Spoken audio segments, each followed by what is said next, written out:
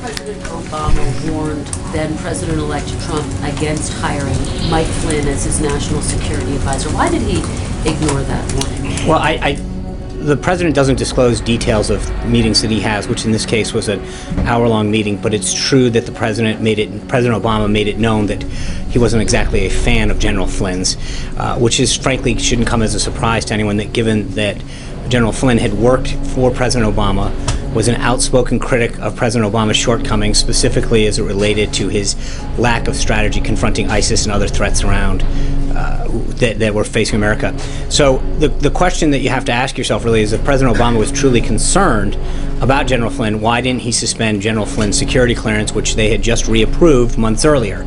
Additionally, why did the Obama administration let Flynn go to Russia for a paid speaking engagement and receive a fee? I mean, there were steps that they could have taken that, if that was truly a concern, more than just a person that had bad blood. The news over the last 24 hours, I think, has been somewhat downplayed about the Justice Department dropping charges against Michael Flynn, and the fact that there is no precedent that anybody can find for someone who's been charged with perjury just getting off scot-free. That's the kind of stuff where you begin to get worried that basic, not just institutional norms, but our basic understanding of rule of law is at risk. And when you start moving in those directions, it can accelerate pretty quickly, as we've seen in other places. So I am hoping that all of you feel the same sense of urgency that I do.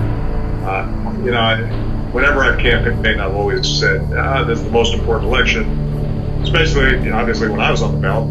That always feels like it's the most important election. This one, I'm not on the ballot, but I am pretty darn invested. We got to make this happen.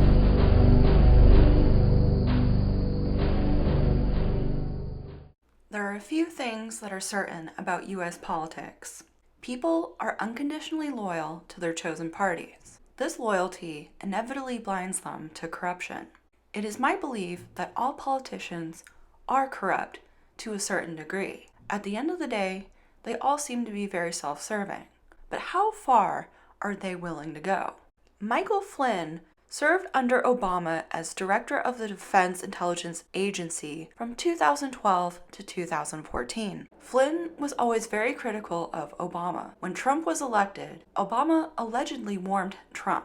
Was this for personal reasons, or is there something bigger at play? The Russian ambassador to the United States, Sergei Kislyak, hope I'm pronouncing that right, reached out to Flynn on December 28th. Flynn was vacationing in the Dominican Republic. On December 29th, he spoke multiple times with Kislyak. The Flynn-Kislyak call was recorded by U.S. intelligence agencies. The judge in Flynn's case ordered that the call be released. The Department of Justice successfully resisted the order by arguing that the recording was irrelevant to Flynn's conviction and sentencing. CNN reports this as right-wing media being obsessed with Russian conspiracies, a manipulative distraction to the current pandemic. Of course, the number one concern in our country is to keep people safe while simultaneously reopening our economy. However, this is currently the biggest scandal that the US has ever faced. I certainly smell something fishy, and it definitely is not Ravana.